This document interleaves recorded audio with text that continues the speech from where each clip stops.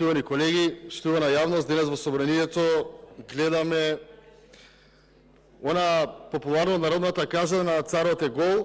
Зошто? Затоа што овие кои што милиони потрошија да се брендираат како европска опција, европски фронт или како се вика, во последниве 10 на 15 денови целиот тој европски фронт кој што сакаа да тие се представат како таков во Република Македонија, им пукна како еден меур од сапуница. Налагате и се кратки нозете на вашите европски вредности уште пократки.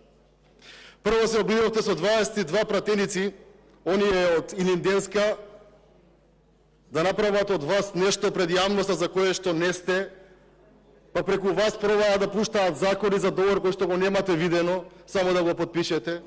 Кога видела дека немаат каде и дека притисокот од јавноста е голем, прибегнаа кон закони со европско знаменце.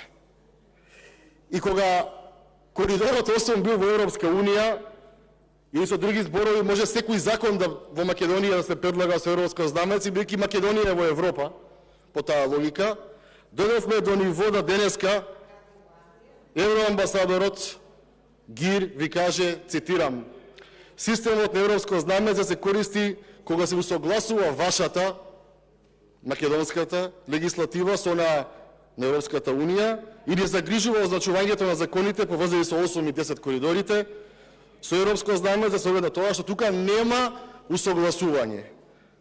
И сега претпоставувам вашиот пиар по логика на нештото треба да го прогласи господинот Гир за антиевропски.